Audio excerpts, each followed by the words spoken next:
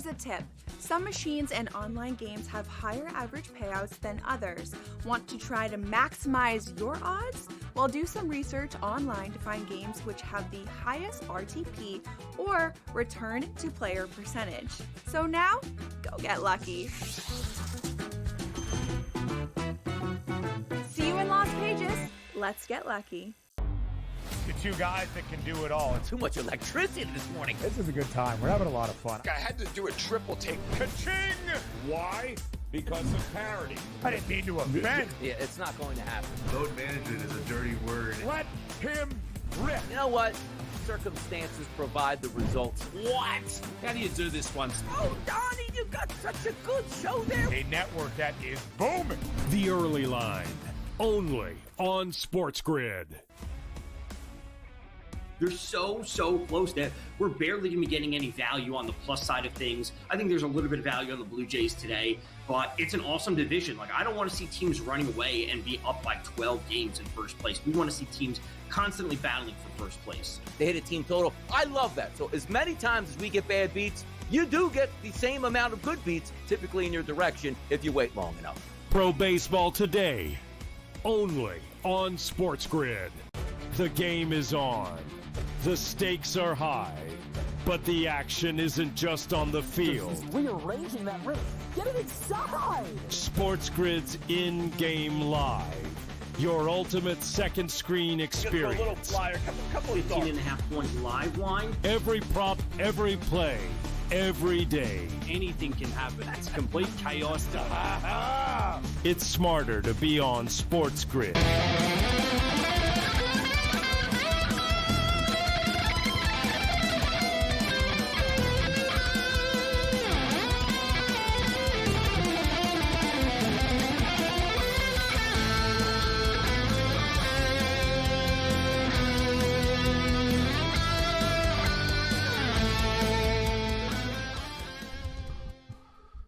Let's roll this. Here's SportsRage. I am Gabriel Morency. The best, the players, the hustlers, the people, the bust them, and everybody else in between. Let's do this thing. The Wicked Wednesday has begun. It's a championship edition of the program, although we put championship belts up on the line every night on the Rage, SportsGrid Radio and Television Network, Sirius XM Channel 159.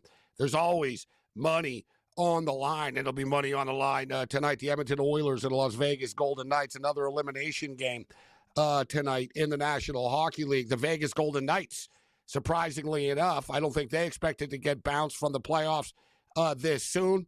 They're looking to win this game, send it back to Edmonton. Edmonton playing with house money, up 3-1. Meanwhile, the Florida Panthers are now up 3-2 on the Toronto Maple Leafs in one of the most pathetic, gutless performances in a big-time clutch game that you will ever see. Toronto Maple Leaf players just don't have the next level, right? They just don't have that next playoff level to win championship caliber hockey games against a team like the Florida Panthers. And as soon as things get difficult for the Toronto Maple Leafs, we thought that maybe they'd turn a corner and they'd be able to face adversity. No, they can't face adversity. They got lit the F up once again. And they're all but done right now, right? You know, you can say, oh, well, they've got Game 6 and they host Game 7. Like, nobody believes. You know, they don't even believe it, right? I got a ton of Toronto Maple Leaf fans that follow me on X, and I haven't gotten one single positive post saying, hey, you know what? I think they can win Game 6. They want to blow the team up now and not even play Game 6 right now. An absolutely terrible, pathetic performance from the Toronto Maple Leafs tonight. We'll get you caught up to date with the updated numbers, but let's do some business right now. So Edmonton and Vegas have started. We're 6.5 minutes in. They haven't scored yet. We've seen this happen a lot in this series where it's slow. It starts off slow and the total drops, and then the next thing you know, it's 4-3 in this series. So like it's kind of like repeated itself over and over. We're already down to 5.5 right now. You know, and we've said this often. Oh, if it goes down one more goal, we'll jump in, and then they always score before we do it. But I'm going to hold off. I'm on the Edmonton Oilers in this game. Plus 100 was the closing number. But if they don't score for a couple of more minutes, maybe we can get a 4.5 here, and then we'll strike because they're going to get the 5 goals in this game. But Vegas are obviously trying to tighten things up in an elimination game this evening. So we're scoreless here. Baseball. The Athletics lit the Dodgers up last night. And, you guys know I know the Dodgers pretty well. And I've said this over the years a lot with the Dodgers. There are certain times when you can get to them, right? Like the Dodgers are going to win a hell of a lot more than they're going to lose. And one thing the Dodgers are really good at, the Dodgers are pretty good. Like they're really good at beating bad teams. They will, for the most part, they'll beat the teams that are supposed to beat the Dodgers. But there are exceptions to the rule. And, you guys have seen this. Over the years, for whatever reason, the Pittsburgh Pirates caused the Dodgers problems. All right? So the Pirates have beaten the Dodgers, the Washington Nationals of the world. And the Athletics aren't a terrible team, but, the Dodgers are kind of sleepwalking into the stadium. They don't have the same buzz as when they're playing San Diego. Oh, we're playing the Athletics tonight. You can catch the Dodgers in game ones when they're at home. When the Dodgers are at home and they're playing sort of a bad team or just an average team, they'll often lose the first game of the series, and then they'll sort of wake up in the next game. So they got lit up last night. The game got blown open. And listen, the Athletics don't suck. Their pitcher tonight, too, who is it? Hoagland. This guy's pretty good, actually. He's got some pretty good numbers. He hasn't pitched very much, but he's got some pretty good numbers. The Dodgers haven't seen him ever before. And similar situation tonight with the Athletics. Yamamoto goes for the Dodgers tonight, and Yamamoto's strikeout prop is 5.5. Now, it was minus 155 earlier today. I see it's minus 160 right now. We're going to go over 5.5 strikeouts for Yamamoto in this game. I think it's going to be a problem for the Athletic hitters that they've never seen him before. Right? He's already a load to deal with to begin with. It's hard, like if you haven't seen him before. Major League Baseball hitters are obviously awesome and are able to adapt really quickly. Right? That's why, the third time through the lineup, they'll usually start to get to a guy, right? I know their scouting reports are awesome, and they got video this and that, and they know everything about everything now. But I don't care. You've never seen this dude before once in your life. He's got some weird pitches and some weird stuff. I think that Yamamoto is going to handcuff the Athletic hitters. Yamamoto generally only pitches like 5-6 innings, though. Right? They don't like to stretch the Japanese guys too much because they're worried about their arms, and Sasaki's already got an arm problem right now. But let's go over 5.5 strikeouts for Yamamoto. For those of you that have been following our picks tonight on X, absolutely lighting up MLS soccer this evening. Gave you the Columbus Crew and CF Montreal draw, plus 260. Always nice hitting those plus 260 draws. And Montreal are terrible. They've only won one game all year, but they're better than their record is. And Columbus might be in first place or whatever. I was like, you know what? Montreal can play with these guys. And we ended up getting the draw. We hit FC Cincinnati over TFC. Philadelphia beats LA. It wasn't easy, but they ended up beating LA. So far, so good. We've swept the board so far in MLS. We're currently on Nashville SC right now over the New York Red Bulls. Nashville are up 2-1 in this game, but we got games coming up, and I got one play left that we posted earlier for you, looking for the clean sweep here tonight. LAFC, who I just saw on Sunday. So it's a quick turnaround for LAFC. They just played on Sunday night. It was a pretty intense match against the Vancouver Whitecaps. But now they're at home.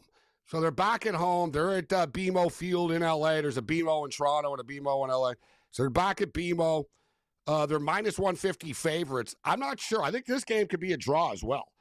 And in fact, let's you know what, we're feeling it tonight with the MLS. Let's take the draw at plus 270 in this game. Let's go draw plus 270. And let's say both teams score. I think this game's going to end up being 1-1, maybe 2-2. Hell, if it's scoreless, we'll take it as well. But let's go with a draw, if we hit the draw plus money. But I get the feeling both teams will score in this game. I hit this bet with Vancouver and LA on Sunday night. LA scored right away in the game, and LA are a little bit shaky at the back end. So, like, Vancouver had a million chances as the game went on. Seattle are a pretty good team. I mean, I'd be surprised if Seattle gets shut out tonight. So, like, and if we don't hit the draw, I think we can hit both teams to score. So, both teams to score, yes, is minus 110. We pull the trigger on that. Now we're locked and loaded. NBA basketball. Sometimes it's about the number, right? As simple as that. I've told you guys the story before. I used to know a dude. He was basically just a hustler dude. Like the guy, he just hustled. He made a living. The guy played poker. He spent a lot of time in casinos. And if you needed something, he could probably find it for you. You know what I mean? It's one of these type of dudes. So I knew this dude in Toronto, and he was absolutely murdering, like lighting up college football. And he was telling me, man, I just won 8K. I just won 16K over the weekend betting college football. And I said, oh, I didn't know you followed college football. He goes, no, I don't. He goes, I couldn't name you one effing player. And he goes, I don't even know the names of the teams, man. And I go, so how you killing it so much? He goes, well, I'm looking at the sports books and I'm reading the numbers and I know which games to bet on. Tonight was a classic example of that. Why were the Boston Celtics 5-point favorites tonight? Because the odds makers know what they're doing. That's why they were 5-point favorites tonight. This is Sports Rage.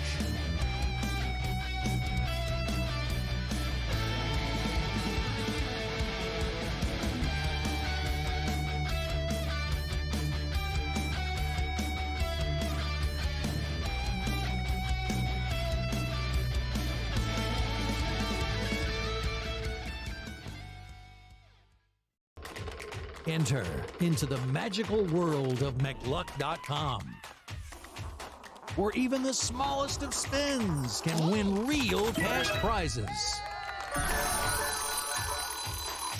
Adventure into over 1,000 of the best Vegas-style slot games. So what are you waiting for?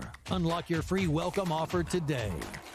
Join the fun where winners play and players win. Two guys that can do it all. Too much electricity this morning. This is a good time. We're having a lot of fun. I had to do a triple take. Ka-ching! Why? Because of parity. I didn't mean to offend. Yeah, it's not going to happen. Load management is a dirty word. Let him rip. You know what? Circumstances provide the results. What? How do you do this one? Oh, Donnie, you got such a good show there. A network that is booming. The Early Line, only on SportsGrid. Anyone that's been to a sporting event, the atmosphere before a game, I think Game Time Decisions has that same exact atmosphere. This is our arena. This is what we do. There is going to be an energy to Game Time Decisions that you will feel night in and night out. The excitement you get when you lock your bets in, when you're figuring out what you want to do, we can zone in on the biggest games each night. I want this to be the place that people come to before the games start so they feel as ready as possible to lock in their cards. We are going to hit every single one of those markets that you need to know about. We're going to go through every single thing, and I've got a great team behind me that's going to help me get the job done. There is not going to be a better place, I promise you, than Game Time Decisions to get that new information, react to it, and be able to then bet accordingly. We will have everything at our disposal, and we will use that to our advantage. I'm Kevin Walsh. Tune into Game Time Decisions from 6 to 8 p.m. Eastern on SportsGrid.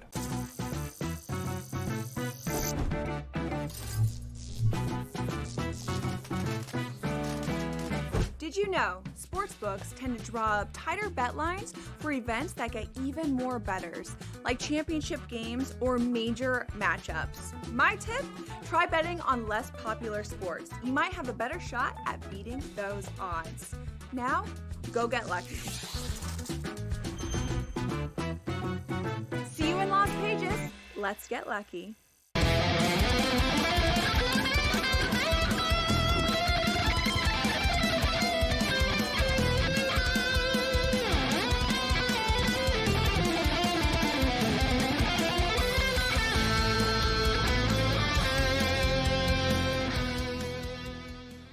Let's roll. It's the Wicked Wednesday. This is Sports Rage. I'm Gabriel Morency, SportsGrid Radio and Television Network, Sirius XM Channel 159.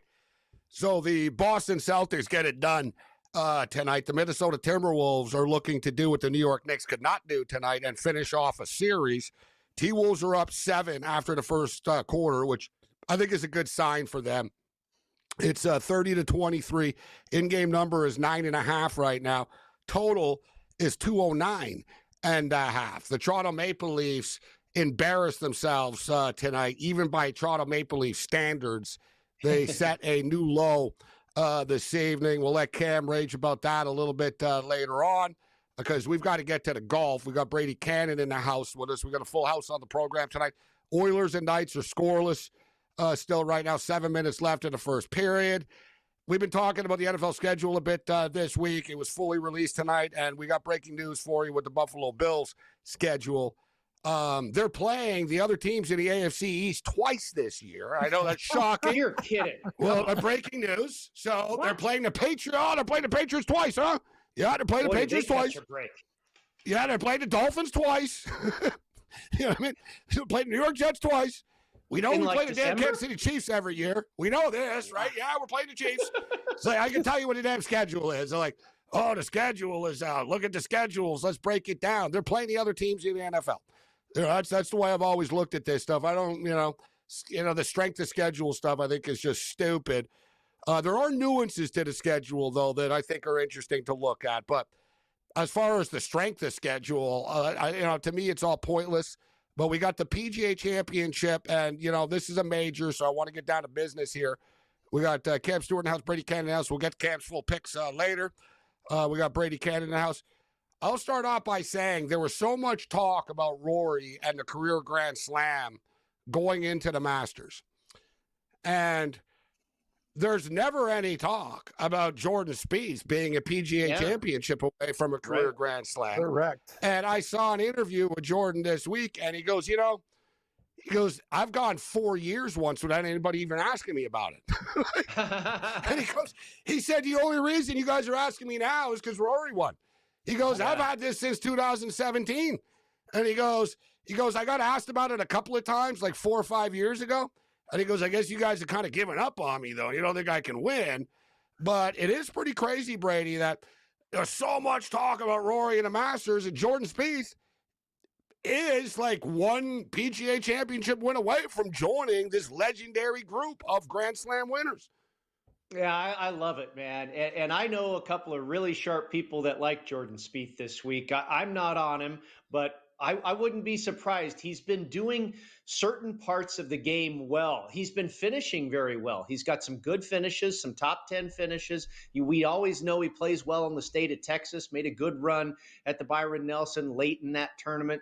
But, he'll have the irons working one day. He'll have the driver working one day. He'll have the short game working one day. He's just got to be able to put it all together for 4 days. And quite honestly, I don't know if this is the best golf course for him to do it. But we're talking about big hitters going to thrive here at Quail Hollow. People don't give Spieth enough credit. He's a pretty big hitter. You look at what this guy, he's hitting it over 300. So he's not exactly a short knocker, but I don't know. We haven't seen, and believe me, I would absolutely love to see the Jordan Spieth of 2017 and 2018 and whatever return to dominance, because I think golf is fantastic when he's right there in the mix with Scotty and Rory and Morikawa and all these guys.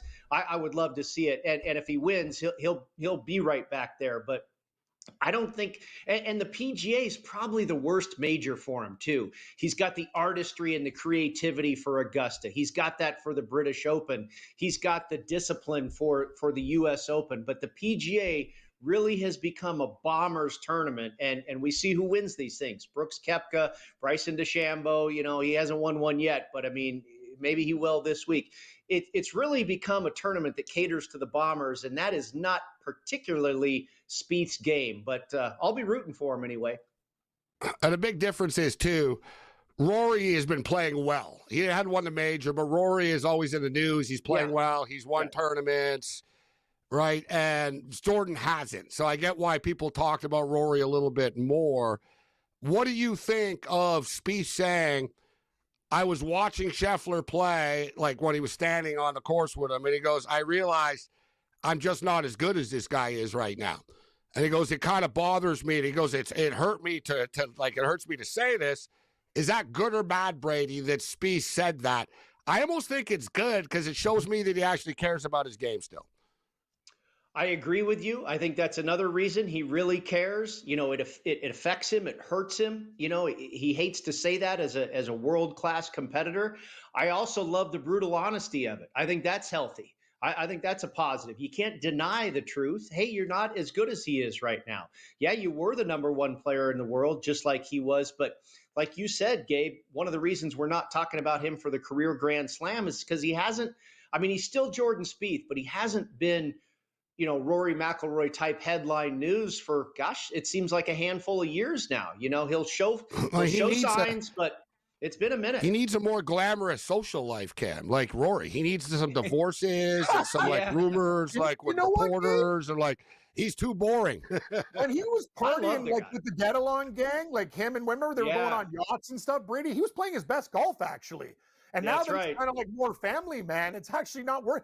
Gabe's right. It was weird. Like those guys used to like kick it up a notch. Him, Thomas, and their crew. They're on boats having a good time. Some Coors Light, get out the fishing poles, and he was doing a hell of a lot better. Now he seems almost in his head. But I like his brutal. And I agree with both of you guys. If you can admit your flaws openly, that's a good thing. He's not hiding anything. He lacks. Well, like someone like Dustin Johnson, Cam. Imagine or Brady like. Dustin Johnson be like, I'm not as good as Scheffler right now. So what? I got $120 million. Yeah, who cares? You know what I mean? Like, he'd be like, I don't care. Yeah, but Spieth's like, man, this is bothering me. I'm not winning this because this guy's better than me. You know what I mean? Like, I like that. Shows that he cares. Yeah. Ooh, boo-hoo. I get to go home and have sex with Paulina and talk to the waiter. Like, you know what I mean? It's like tough life there, DJ. That's why he doesn't care. He doesn't have the hunger anymore. He's already... That's the thing. Never did. He's half retired. It's weird that hanging around Wayne Gretzky, that championship thing never rubbed off on him. No, it's...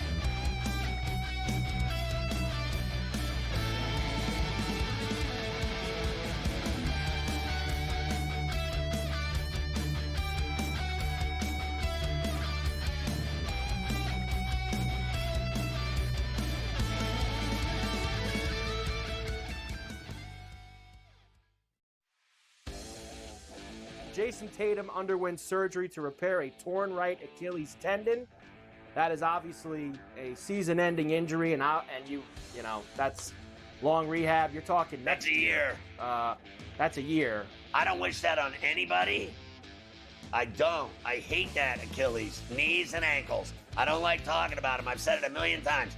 But screw the Celtics. Pharrell Coast to Coast, only on SportsGrid.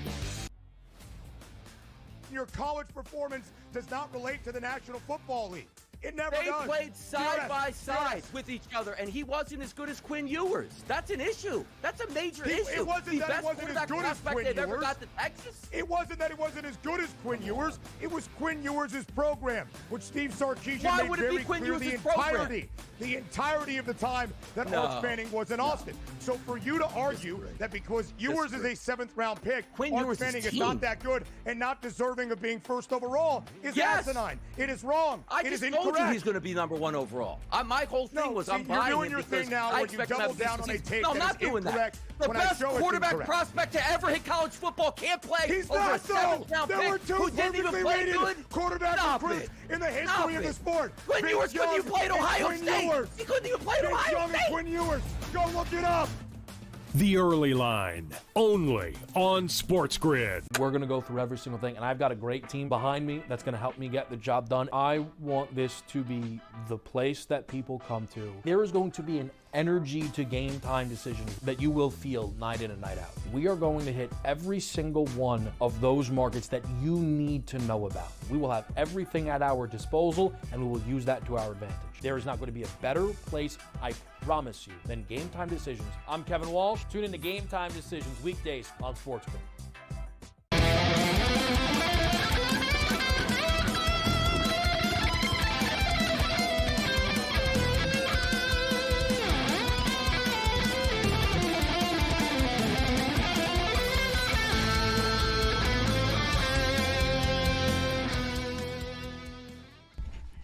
All right, it's PGA Championship weekend. It is a major. It doesn't have the same buzz as the Masters does, obviously, but it is a major. We talked about the Jordan Spieth storyline. That all right, we got that out of the way. Just for the record, I have to bet on it just a little bit, and I see he's like 60-1. I have to put a little sprinkle on it just because I know about this storyline. I bet on Rory at the Masters because I was like, he's going to do it. And it's just going to bother me when he does it if I don't have a piece of this. But now you might find closer to 70 or 75 on speed. You I've seen that. Now. Let's see. Yeah. Keep on searching. I'm still stuck at 60 here. I'm looking at Bet365. They got 60 to 1 on speed. So as they stated, Cam and Brady would know. Shop around if you like Spieth. I like a couple of the long shots here. I think there's a couple of players that are getting disrespected on this card. One guy, and I'll ask you guys about him. To me, I think Brady, he's got a legitimate chance here. He's got a complete game. He's shown an ability that out of these live guys that he shows up, he can compete. Patrick Reed. He doesn't get rattled in these majors. He's been knocking on the door. In fact, since he's gone to live, he's been the most consistent guy, hasn't he, in these majors coming over here? And what about him, Brady? 75 to 1, I see for Patrick Reed. Right, that's a pretty damn good number for a guy that's probably going to be top 5, top 10.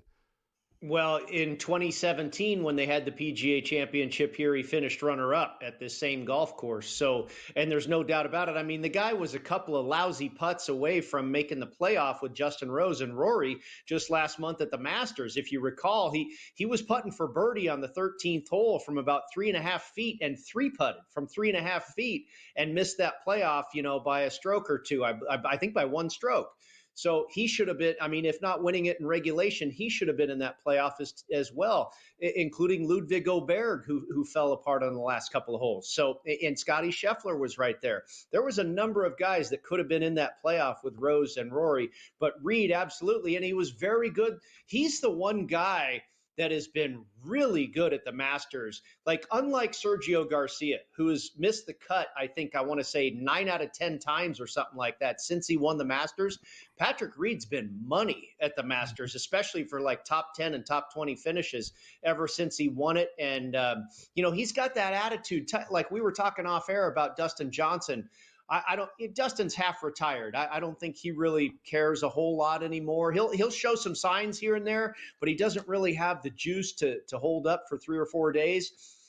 Brooks Koepka looks like he's totally done with the live deal. Rahm just looks a bit disinterested. But Bryson, he's a totally different breed. And I think Patrick Reed, too. It's like the two villains, right? Those guys have become very relevant despite the fact that they're on live. So you've been talking about long ball hitters, or obviously this is a long ball hitter tournament, and we could have a damp, wet golf course as well. So that even plays into the hands of the long ball hitter even more so right now. So let's get right to it. Gabe, just quickly. I watched a thing on Golf Channel, and it was actually anti that, and I thought about it. I go, this is a really good. Small ball hitters, though, they stick in their lane. They don't go for it in 2 and stuff like that. Mike Weir at the Masters, rain delay. Zach Johnson, rain delay. All these guys, these small ball hitters can win because they stick to their game plan, don't try to go for it, and they plod along and do that. I understand this course is a little bit different, Brady, but they did a great piece on when you get small ball hitters, it's usually in rain delays and stuff because they know not to attack too much. They know what they do well, and they stay in their lane and hit putts. That's all I'm saying. A lot of small ball hitters win after rain delays, and it's wet as hell there. You can probably get some really good value on those guys in head-to-head matchups. You like a Russell Henley against a Bomber or something like that, and the Bomber's favored by a lot. And you go, no, give me Henley for one round, right? Just because I think the deal is with the shorter hitters, and your point is very well taken, Cam. I just don't know if they can sustain it over 4 days. It'll wear on you if you're 50 yards behind the guy you're playing with all day, and you're hitting 4-iron into these greens, and he's hitting 7-iron. That becomes difficult over the course of 4 days. 36 holes, maybe even 54 holes. Yeah. And there's going to be some guys on the leaderboard that aren't bombers for sure. I just think over the course of 4 days, and you're right. We've seen Russell Henley and Patrick Reed do it at Augusta. This course is probably even more so tilted towards the bombers. And Brady, I love your analogies of comparing golf courses and other courses and how they're comparable to a course that they're playing on. We don't really have to do that here because it's Quail Hollow. You actually have a lot of data here, don't you? Right. And the data says Rory McIlroy. Yes, it does.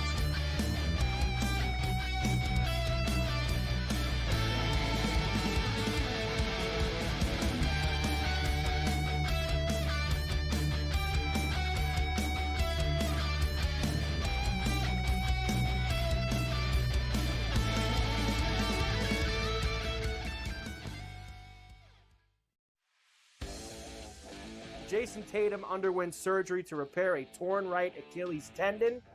That is obviously a season-ending injury, and that's long rehab. You're talking that's a year.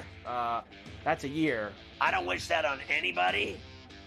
I don't. I hate that Achilles, knees and ankles. I don't like talking about them. I've said it a million times. But screw the Celtics. Pharrell Coast to Coast, only on SportsGrid. Your college performance does not relate to the National Football League. It never does. They played side by side with each other, and he wasn't as good as Quinn Ewers. That's an issue. That's a major issue. It wasn't that it wasn't as good as Quinn Ewers. Ever got to Texas? It wasn't that it wasn't as good as Quinn Ewers. It was Quinn Ewers' program, which Steve Sarkisian made very clear the entirety of the time that Arch Manning was in Austin. So for you to argue that because Ewers is a 7th-round pick, Arch Manning is not that good and not deserving of being first overall is asinine. It is wrong. It is incorrect. I told you he's going to be number 1 overall. My whole thing was I'm buying you're doing your thing now where you double down on a take no, I'm not doing that. The best quarterback prospect to ever hit college football can't play He's over not, a 7th-round There were 2 who didn't even play rated good. quarterback recruits in the history of the sport. Quinn Ewers couldn't even play at Ohio State. He couldn't even play at Ohio State. Quinn Ewers. Go look it up. The Early Line, only on SportsGrid. We're going to go through every single thing, and I've got a great team behind me that's going to help me get the job done. I want this to be the place that people come to. There is going to be an energy to game time decisions that you will feel night in and night out. We are going to hit every single one of those markets that you need to know about. We will have everything at our disposal, and we will use that to our advantage. There is not going to be a better place, I promise you, than Game Time Decisions. I'm Kevin Walsh. Tune in to Game Time Decisions weekdays on SportsGrid.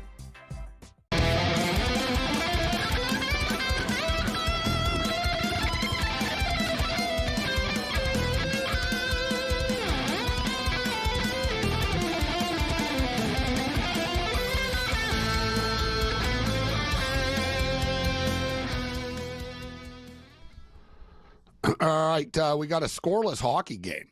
After one period of play, we're scoreless on the Strip in Vegas. Brady Cannon joining us from the Strip right now, or off Strip. Total's 4.5 now, guys. We said we were waiting for that 4.5. We got a 4.5 on the board right now. So scoreless after the first period. Oilers are -120. Knights are -110. Total 4.5. NBA basketball. Warriors are hanging around. It's 45-40 with 5 minutes left in the first half right now. T-Wolves laying 9.5. In-game total 212.5. We've been on fire tonight with MLS soccer, and I see we got a game starting, and I see it's on TV. It's the TV game of the week, the free TV game of the week.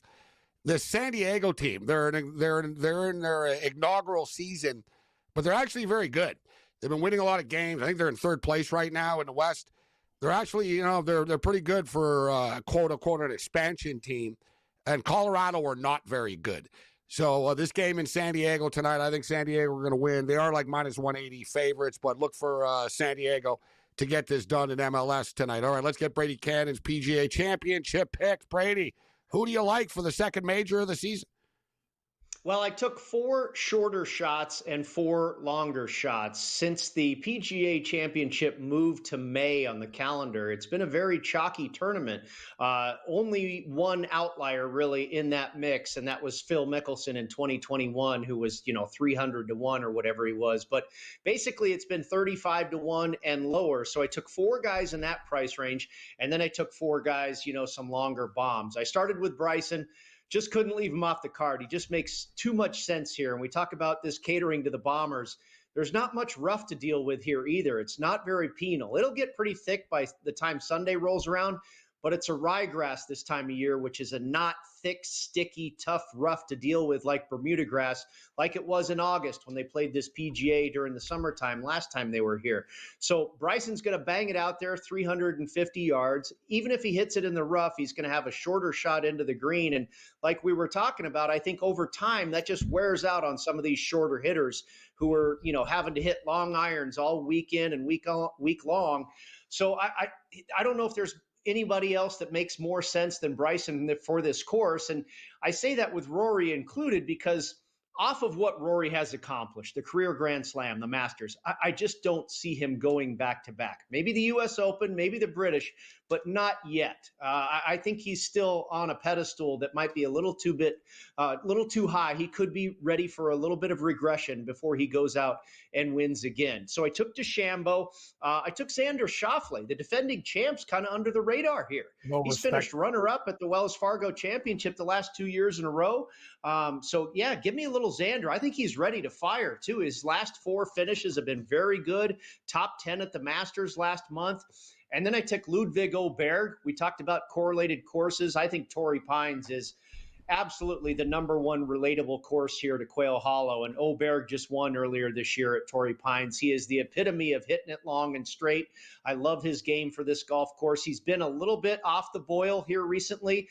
You can get a good number on him now, 25, 28 to 1, something like that. But I think he's got a real shot. And then my other live player, Joaquin Niemann, who has won 3 times already this year on the live circuit, been 6th before at Torrey Pines, 18th here at Quail Hollow, and just won at Live Mexico City, Chapultepec, another course that I think is very relatable here to Quail Hollow. And then my long bombs, I took Tyrrell Hatton at 60 to 1. Jason Day got at 80 to 1, who's drifted all the way to 120 or something because he withdrew from the tournament last week. People wondering if he's hurt. I hope he's okay. I think if he's healthy, he's going to be fine. He got a top 10 finish at the Masters last month. He's won here before. He's won at Torrey Pines twice. Sun Jae Im, who I haven't bet on in a month of Sundays, and he hasn't won in longer than that, I believe, but he has done really, really well at this course and at Torrey Pines. And by the way, he just finished 5th at the Masters last month. So a long shot on him at around 100 to 1. And then my big bomb, a guy that I hit at 110 to 1 at Torrey Pines earlier this year. Give me some Harris English at 200 to 1. This guy hits it long and straight, can putt the lights out. He's done extremely well here. He's done extremely well at big boy golf courses throughout his career. I think he could be in the mix. I was surprised at that price. I think he's a great play for like a top 20 or a top 40 bet as well. What about matchups and or some of the exotics, total score, etc.? Do you want to start off with some matchup picks here, and then I'll just throw some of the secondary exotic markets at you? Yeah, I played 4 matchups. Thomas Dietrich plus 105 over Rasmus Højgaard, Harris English plus 110 over Keith Mitchell, Ludwig Åberg plus 130 over Tommy Fleetwood, and DeChambeau plus 105 over Rory McIlroy. And then first round leader plays. I just played not too long ago, earlier today. I'm all over Harris English. Took him at 100 to 1, Russell Henley at 70 to 1, Jason Day at 80 to 1, JJ Spawn at 100 to 1. And you'll like this one, Cam. Thorbjorn Olesen at 125 to 1 to be your first round leader, huh? Snakes on a plane. Guys whipping out. Yeah. Hey, Gabe, when you went wild with that lady, nice pants. You should see what Thorbjorn Olesen does on a plane after a couple drinks. This guy likes to get naked. Anyway, great Danish player. Big fan. That's why golfers should have private jets. Yes. So he's been saying that for about 10 years. Will there be a playoff? We saw a playoff in the Masters. We talked about a playoff, and then they went to a playoff a couple of weeks in a row. Actually, it's funny. I thought it was going to happen again, like 3 weeks in a row, and it didn't.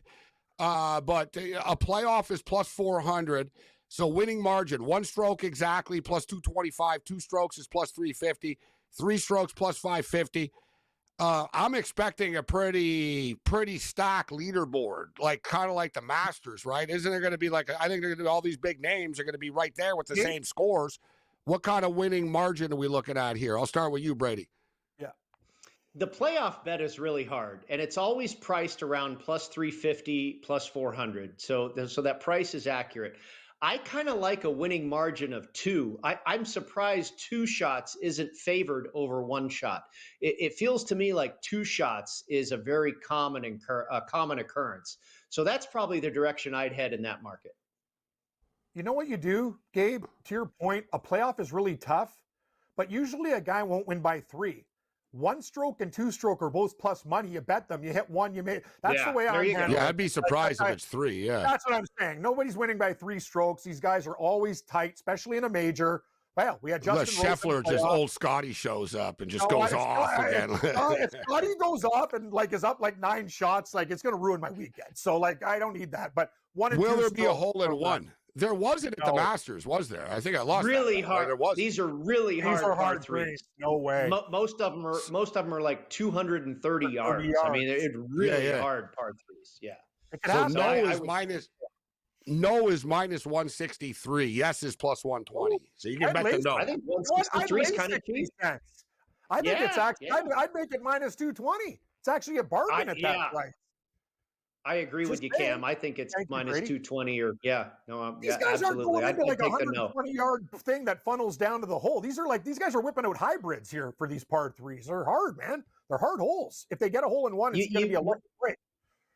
You wonder if you can find that bet as we go along too, because I think the easiest days for a hole in one are going to be Thursday and Friday while that course is still fairly soft. Those greens have sub-air systems underneath, and that technology can suck the moisture out of the putting surfaces. So by the time we get to Saturday and Sunday, those greens are going to be pretty firm and fast. So the further along we get, the less chances I think there are for a hole in one. Brady, did you go to Cal Berkeley or Stanford or something and take horticulture? You know a lot about grass. He sure like Snoop does. Dogg. That's right. Like Snoop Dogg. Grass, and you know grass. Grass. Real horticulture. I am in the golf business here in town. So. Paul Bovey next.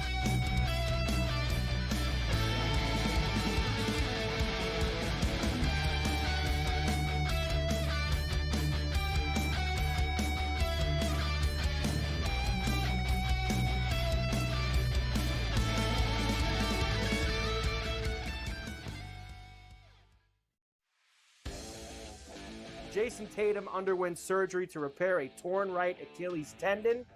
That is obviously a season-ending injury, and that's long rehab. You're talking that's a year. That's a year. I don't wish that on anybody. I don't. I hate that Achilles, knees and ankles. I don't like talking about them. I've said it a million times. But screw the Celtics. Pharrell, coast to coast, only on SportsGrid. Your college performance does not relate to the National Football League. It never does. They played side by side with each other, and he wasn't as good as Quinn Ewers. That's an issue. That's a major issue. It wasn't that it wasn't as good as Quinn Ewers. Ever got to Texas. It wasn't that it wasn't as good as Quinn Ewers. It was Quinn Ewers' program, which Steve Sarkisian made very clear the entirety of the time that Arch Manning was in Austin. So for you to argue that because Ewers is a 7th-round pick, Arch Manning is not that good and not deserving of being first overall is asinine. It is wrong. It is incorrect. He's going to be number 1 overall. My whole thing was I'm buying you're doing your thing now where you double down on a take I'm not doing that. The best quarterback prospect to ever hit college football can't play He's over not, a 7th-round pick. There were 2 who didn't even play good. Quarterback recruits in the history of the sport. Quinn Ewers couldn't even play at Ohio State. He couldn't even play at Ohio State. Quinn Ewers. Go look it up.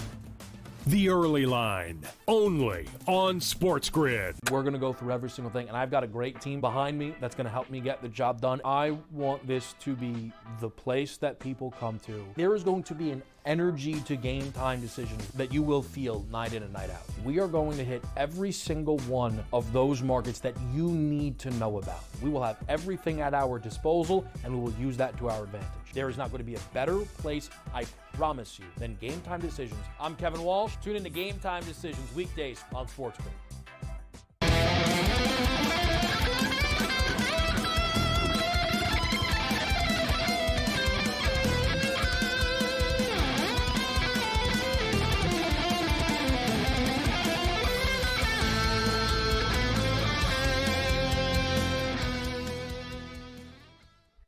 This is SportsRage. I am Gabriel Morency. The Pittsburgh players, the hustlers, the people to bust them, and everybody else in between. Let's do this thing. Thanks to Brady Cannon for joining us on the program, talking PGA Championship golf. We're lucky to have Brady, the best in the business, breaking these tournaments down. Now we bring in Paul Bovey, who's always got mixed emotions. Yeah, his Knicks lost tonight, but Paul Paul made some money somehow in the real world tonight, and now you're going to go to Game 6. I tell you what, though, pressure's on now in Game 6. Boston are playing with house money, right? Like tonight was one of these deals you sort of expected Boston to bounce back. They did win one for the Gipper type of deal. Now they go on the road, but they're playing with house money. And let me ask you, Paul, if hypothetically the Celtics win Game 6 at the Garden, do you think New York would win Game 7 on the road, or do you think it's a must-win for the Knicks in Game 6? You know, I checked the line. It was minus 250 that the Knicks are still going to win the series. And I think they're going to win one of these two. And I'll tell you, what this set up is really nice line value on Game 6. I was surprised. It opened up like 116 on the money line, 118. It drifted up on one of my sites to 121. I actually played it. I couldn't turn it down. I don't see a way that the Celtics are going to get by the Knicks in Madison Square Garden Game 6. I just, maybe it's just my hope, my conviction, my belief, my fanhood. I'm not sure what it is, but I just don't see it happening. No Jason Tatum. Look, they came through tonight. What were they, 22 of 46 from beyond the arc? We know they bring in variance to the mix, and they got it done. Look, the Celtics shoot 48 three-pointers a game during the regular season, so they were right on par with what they usually do, and they hit enough. They did the Knicks in. Right now, I see the New York Knicks are 2-point favorites. The money line's up to minus 135. Total is 210. Not a lot of respect for the Knicks, to be honest here.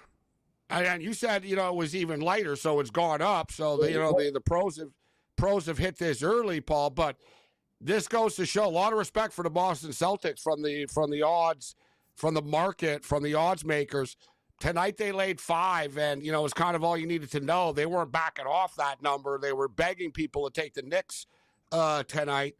What do you make of this number right now? Because they're almost begging you to take the Knicks again right now at this low price. I think it's a bargain.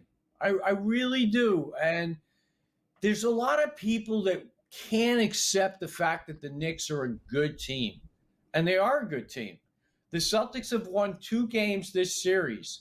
Game 3, and all the pundits and the experts came out and says, oh, okay, here we are, the Celtics. We're the kings of the East. But they hit 20 of 40 from beyond the arc. The Knicks hit 5 of 25. If there was some kind of metric or reference point as to a disparity like that, it would be 99.99 in favor of the Celtics. This is a game that's driven by three-point shooting, especially with the Celtics, who take 48 a game. Next up is Golden State at 42. They're 10th in the league. Actually, the Knicks are a better three-point shooting team by 0.1% this year. But the Celtics are going to feast or famine with their three-pointers. It was feast tonight. It was feast in Game 3. And I think the Knicks will come through in Game 6. I've often compared the New York Knicks to the Toronto Maple Leafs. Leafs haven't won since 1967. Knicks haven't won since 1973. I can't believe that it's been 25 years since the Knicks have been in the conference finals, which is, pretty wild here. So the Knicks right now are minus 280 to win this series. Pressure's on New York, and we saw tonight Toronto did not handle that pressure very well. Paul is much more positive than Leaf fans are right now, Cam. Leafs are down 3-2, and they're done. I don't see how they're going to win in Florida after tonight's performance. It would be very, very surprising, but I'm kind of with Paul that the Knicks can grind out, find a way to win one of these games. It's going to be a different atmosphere, but Paul, sometimes that home atmosphere in the Garden can backfire, right? Yes. I'll tell you, if they lose, I don't want to be there. I almost don't want to go to the game on Friday because I don't want to be there if they implode. Like, I'll tell you, the other night was really stressful. I had a huge bet up. What's it? What do you Wait, this guy come from the sky? Like, it's Greg. Like, he just comes out of nowhere. Like, Paul's nervous. Settle down, Greg. I'm not gonna lie. I am nervous. Yeah. The other night, I had a big bet on him. I really did. I had 5 figures on him, and I must have done 10 laps around the garden. I'm not lying. I kept getting up from my seat. I would go to one end of the aisle, the other end of the aisle, because I didn't want to keep bothering the same people. And I was just walking around, and lo and behold, it did work out. But wow. Okay. Gabe, that's a great point. Like, look what happened tonight. Florida goes up 1-0, you're not rattled. They go up 2-0, you're like, man, not good. 3-0, that place was like a funeral home. It was absolutely brutal. People are crying. Kids are like, enough is enough. We've seen this movie. If Boston gets up to one of these 20-point leads, it's going to be a big problem for the Knicks. The Knicks got to come out and punch these guys in the face. Absolutely. No mercy. Paul. Put on the throat. No mercy. Sweep the leg, baby. I've been saying it though, Paul, and it's true as you talk about going to the games. Look at like a good example is Leaf fans tonight. Leaf fans paid like $500 to get into the game tonight, cheapest ticket. They got their ass handed to them 6-1. You were at the game where all these New Yorkers, you're a high roller. You got the tickets, Paul. Think about the hardworking man, $800 tickets, but you see all these kids outside. I paid $1,200 to get in, $1,600 to get in, $800 to get in. They lose, and then they won the second home game, and that's the way it always works out. Dude, last year, the Vancouver Canucks made it to the second round of the playoffs, Paul, against the Edmonton Oilers. Series went 7 games. I went to game 1 and game 7. The Canucks lost both in overtime. The 2 games I went to, they lost. It's like if you're a home fan, it's like you're better off not going. You're only going to get upset. Yeah.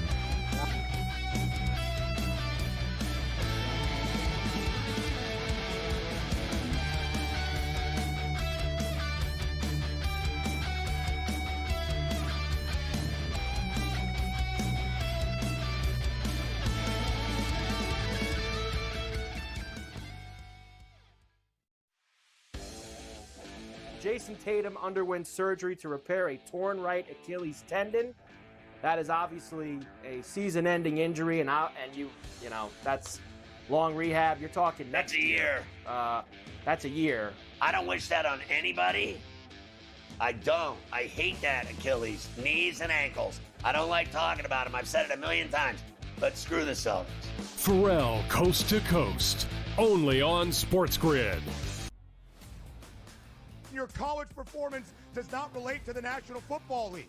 It never does. They played side by side with each other, and he wasn't as good as Quinn Ewers. That's an issue. That's a major issue. It wasn't that it wasn't as good as Quinn Ewers. Ever got to Texas. It wasn't that it wasn't as good as Quinn Ewers. It was Quinn Ewers' program, which Steve Sarkisian made very clear the entirety of the time that Arch Manning was in Austin. So for you to argue that because Ewers is a 7th-round pick, Arch Manning is not that good and not deserving of being first overall is asinine. It is wrong. It is incorrect. He's going to be number 1 overall. My whole thing was I'm buying doing your thing now where you double down on a take I'm not doing that. The best quarterback prospect to ever hit college football can't play He's over not, a 7th-round pick. There were 2 who didn't even play good. Quarterback recruits in the history of the sport. Quinn Ewers couldn't even play at Ohio State. He couldn't even play at Ohio State. Quinn Ewers. Go look it up.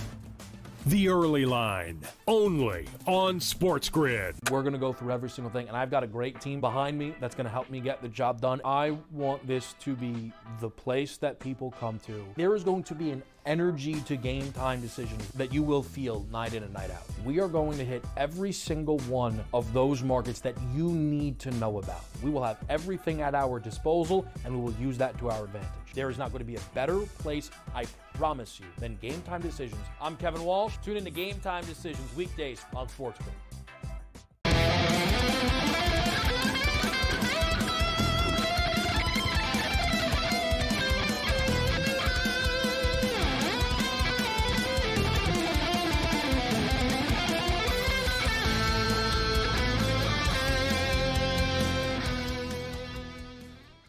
This is SportsRage. I'm Morency. We were just talking during the break about ticket prices going back to yesteryear, and Paul was saying he had tickets for the 1994 Stanley Cup Finals, and Paul's a season ticket holder for the New York Knicks.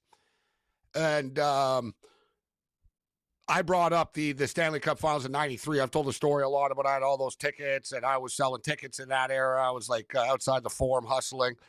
It was the final years. It was like a cash cow, like the hockey. And you got to love it, Paul, in the old days, too. You know how it works, bro. Like, the games were all sold out, and people were like, how do you get tickets? Like, it's not rocket science. Like, you walk up to the box office, you put an envelope of money on the table, and you put an extra side $100 bill. Like, this is 1993. It was like $100. I was like, any tickets available? Oh, no, we're sold out. It's like, oh, wait. You know what I mean?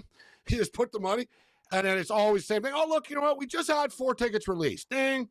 Right? And, like, whatever. You can get tickets. So, like, I used to, like, have the hustle down. I knew which guys, like, it wasn't all of them, but I knew which guys had the tickets and et cetera. So I had the hustle down. But I also used to get the tips before they would go on sale and stuff like that.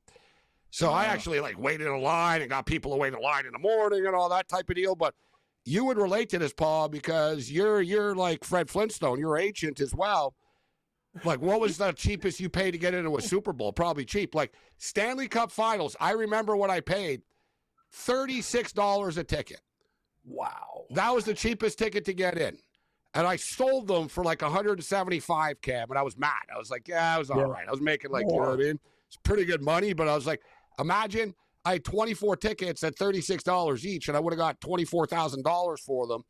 Easy. Instead, it was the LA Kings. But what were like the Knick tickets in those days, Paul, like to get into the finals and stuff? You know what I mean? Like $75, $60? I bought a block of tickets for the Knicks Celtics back in the early 80s, and Darryl Walker and Danny Ainge got into a fight. And I had all these blue seats. I paid like $8 for them, and I ended up selling them for $6. Okay, that's great. $8. So you're not getting that at Fred. You got an MSG now. $8. It was great. Look, I used to speculate on tickets all the time. I used to line up at King's Plaza in Brooklyn, and that's where I got 73 championship tickets for the Knicks. And I was out there just like you in front of the Forum. I was out there 12, 13, 14 years old selling tickets in front of the Garden, and I definitely stood out. I stood out from the crowd. Let me put it that way. I'll stop there. It's a good learning experience, though. Like, that's how I got into it. When I was like 10 years old, 11 years old, an older scalper used to pay me. And he goes, listen, I'll give you a bunch of money and you get your buddies together, but I need you to be out there for like 24 hours to be in line. Yeah. And you know what I mean? We just basically party our ass off in line. And we were sworn to secrecy. What are you waiting in line for, right? You know, we can't tell you who's going on sale, right? You know what I mean? And same thing. I asked him once, how the hell do you know all the time? And he goes, the promoter tells me. And he goes, promoters like us because we buy, scalpers buy a bunch. Like, I learned a lot about the market. He goes, he knows we're going to buy thousands of tickets. It makes it look good because there's people in line. It's all part of show business, right? There's all a little entity to this and how it rolls. But it's going to be a hot ticket. Well, I'm going to look at the price on StubHub. It's going to be a hot ticket in New York on Friday. I can almost just see the disappointment, Paul. Don't go, buddy. I'm telling you, don't go to the game. I have to go. I'm committed because I'm going with my partner. We're selling the third ticket, but I'm already committed. Even if I wanted to back out, I can't because he's going to think he thought I was really weird getting up during the game and walking around. He said, where you going? I'm like, look, I can't take this anymore. You know, I just can't take it. So I wait for them to close the gap and then come back. I'm looking here right now. Cheapest ticket, $815 to get into the building. Just don't ask me to get the tickets, Paul. I'll screw it up. Yeah.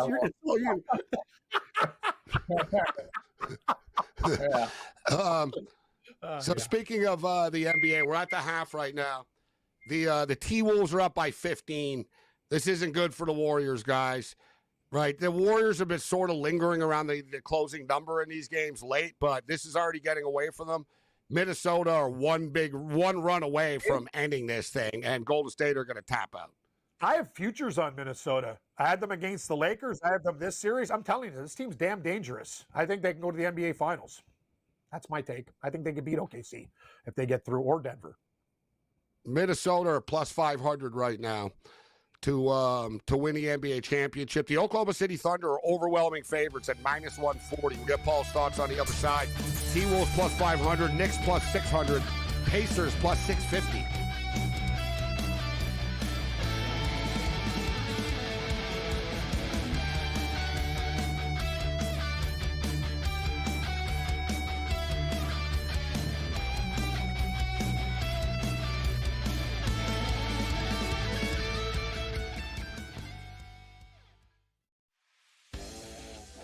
Jason Tatum underwent surgery to repair a torn right Achilles tendon.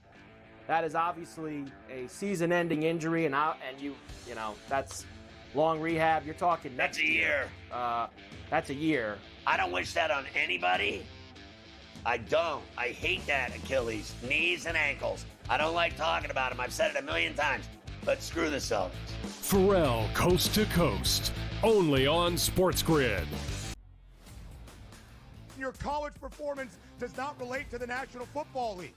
It never They does. played side by side with each other, and he wasn't as good as Quinn Ewers. That's an issue. That's a major issue. It wasn't that it wasn't as good as Quinn Ewers. Ever got to Texas. It wasn't that it wasn't as good as Quinn Ewers. It was Quinn Ewers' program, which Steve Sarkisian made very clear the entirety of the time that Arch Manning was in Austin. So for you to argue that because Ewers is a 7th-round pick, Arch Manning is not that good and not deserving of being first overall is asinine. It is wrong. It is incorrect. I told you he's going to be #1 overall. My whole thing was I'm buying you're doing him your thing now I where you double down on a take no, I'm that not is doing incorrect. that. The when I best show it's quarterback incorrect. prospect to ever hit college football can't play He's over not a 7th-round There were pick two who didn't even perfectly play rated good. quarterback recruits in the history of the sport. Quinn Ewers couldn't even play at Ohio State. He couldn't even play at Ohio State. Quinn Ewers.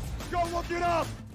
The Early Line, only on SportsGrid. We're going to go through every single thing, and I've got a great team behind me that's going to help me get the job done. I want this to be the place that people come to. There is going to be an energy to game time decisions that you will feel night in and night out. We are going to hit every single one of those markets that you need to know about. We will have everything at our disposal, and we will use that to our advantage. There is not going to be a better place, I promise you, than Game Time Decisions. I'm Kevin Walsh. Tune in to Game Time Decisions weekdays on SportsGrid.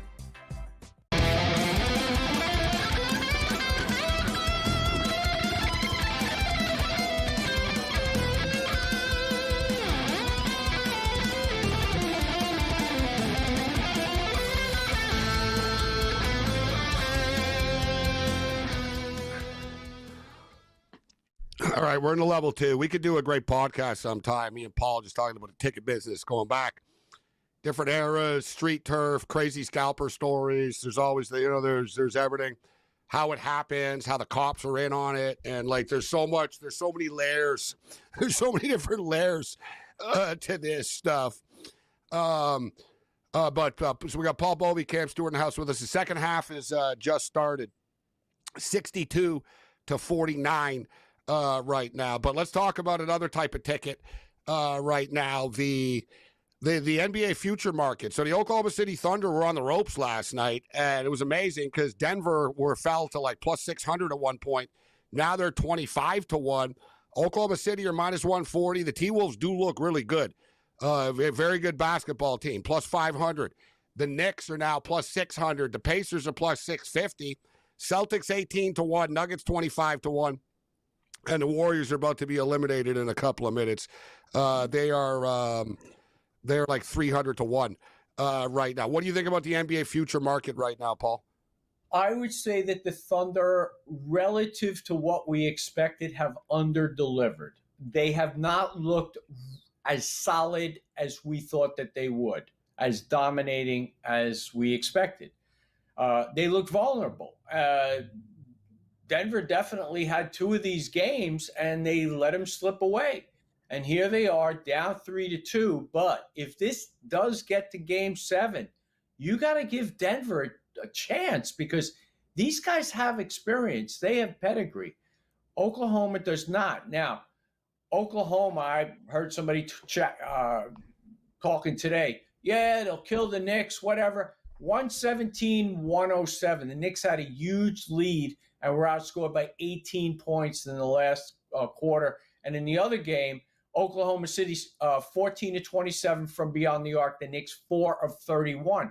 And we know how the NBA is. It's all driven by three-point shooting because that is the wild card. We don't know what's going to happen in terms of three-point shooting. The Knicks and the Pacers are even. They're almost dead even. The Knicks are 0.1% ahead. But if they actually play in the Eastern Conference Finals, I'm going to give the edge to the Knicks because they're much more domineering in the paint than Indiana. They outscored them 186 to 166. The three-point shooting we have to put aside and say, let the chips fall where they may. And we have to look at the other aspects. The Knicks got beaten last year because they were playing guys like Precious Achiuwa and Alec Burks because they had so many injuries. Anunoby out after the first two games, and they had a 2-0 lead. So I would look, I think the Knicks have a shot. I wouldn't be so fast to jump in on OKC right now. I just wouldn't. And Minnesota, I don't trust them. I just don't. I'm not sure what's going to happen in that series because if it is OKC and Minnesota, I don't trust either team. You know what I'll say? I do like Minnesota a lot, like with Cam. I do. You know what I mean? But at the same point in time, there's sort of a ceiling to what they are. And they always sort of flake out in one of the games, Paul, in a series. Like you said, they can't fully, right? They lack that killer instinct at times. You know, Golden State are on the ropes right now. This isn't super impressive. So I get where you're going with that. My deal with Oklahoma City is I always thought, I've been saying all year, I'm like, you can't trust these guys to win the title. They're a bunch of kids. They're the youngest team in the NBA, literally and figuratively. And they haven't been in this situation before. But I'll tip my cap to them a little bit for the resiliency that they showed because I think Denver are damn good, Paul. And as you stated, I think as well that it's not easy for a team like Oklahoma City. You got a bunch of kids and stuff to deal with the pick and roll. Nobody plays that type of basketball. Denver are playing like old school basketball, iso ball, two-man ball, the pick and roll stuff. Jokic is a freaking load to deal with. I think Oklahoma City would look better against Minnesota. That's where I'm going with this, that they'll run and gun more, right? They won't be, all right, we'll deal with Anthony Edwards. We won't worry about Gobert. We got Julius Randle to worry about, but they really only have to worry about Anthony Edwards. I think just sort of Paul and Cam, it's an issue with the Thunder. I kind of tipped my cap to them that they won last night. I thought they were going to lose. Like watching the game with like 5 minutes left, I was thinking, man, we should jump on the Nuggets at plus 800 to win the title. Because I'm with you, Con, in the way that they won by 7. Yeah, they nearly covered it at the end. Yeah. Whoa, man! Like things got interesting at the end, but yeah, I agree with you. Denver was like hanging with these guys all night, but OKC when they needed to, your boy Dort hit a couple shots. They leave them open. They found a way. To Paul's point, maybe Oklahoma City gets better. That's the whole thing about these younger teams. They got a little bit of nerves, but if they continue to win games like that, that's a feather in their cap. They'll figure it out. That's the whole thing. Right. Like they can, But it sounds like, Paul, you're already dismissing the Pacers here. You got the Knicks in the finals already.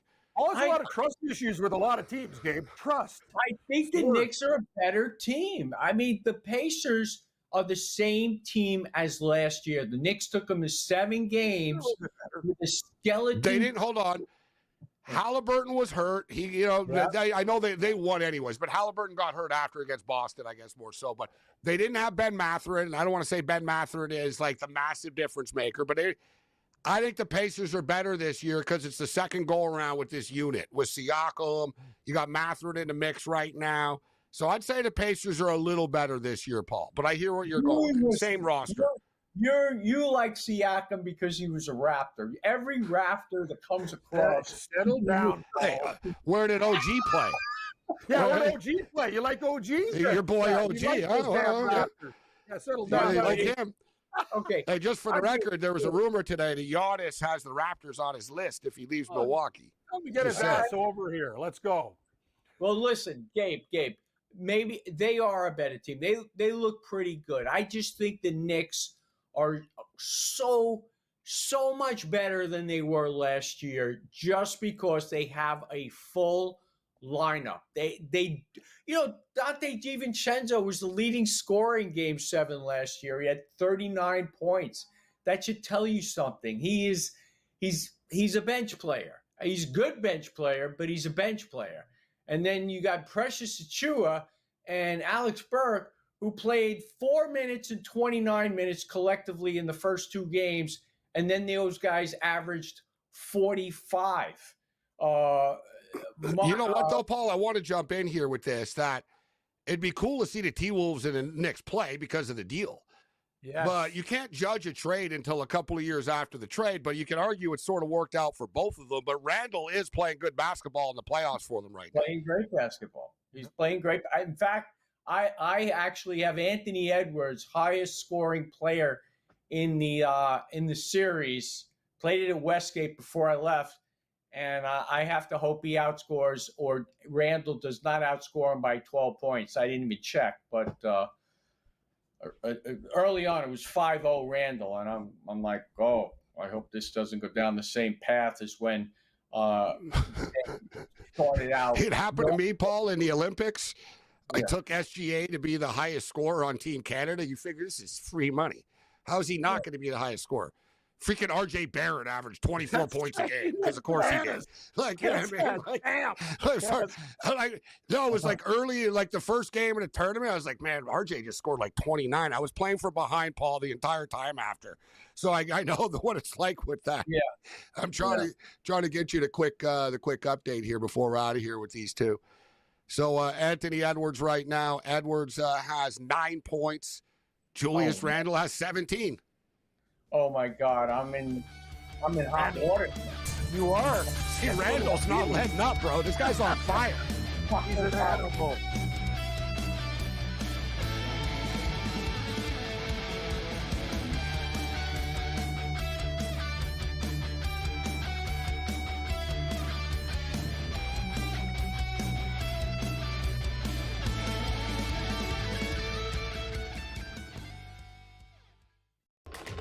Enter into the magical world of McLuck.com, where even the smallest of spins can win real cash prizes. Adventure into over 1,000 of the best Vegas-style slot games. So what are you waiting for? Unlock your free welcome offer today. Join the fun where winners play and players win. Two guys that can do it all. Too much electricity this morning. This is a good time. We're having a lot of fun. I had to do a triple take. Ka-ching! Why? Because of parity. I didn't mean to offend. Yeah, it's not going to happen. Load management is a dirty word. Let him rip. You know what? Circumstances provide the results. What? How do you do this one? Oh, Donnie, you got such a good show there. A network that is booming. The Early Line, only on SportsGrid. Anyone that's been to a sporting event, the atmosphere before a game, I think Game Time Decisions has that same exact atmosphere. This is our arena.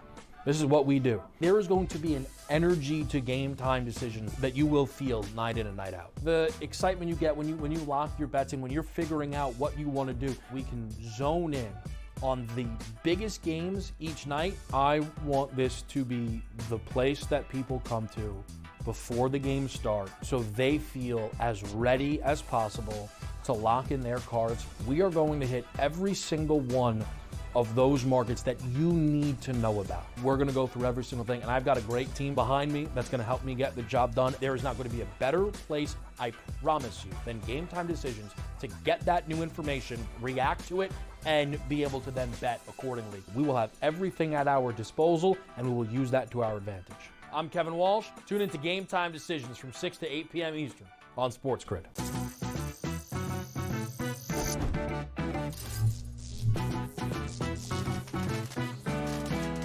Did you know sportsbooks tend to draw up tighter bet lines for events that get even more bettors, like championship games or major matchups? My tip? Try betting on less popular sports. You might have a better shot at beating those odds. Now, go get lucky. See you in Las Vegas. Let's get lucky.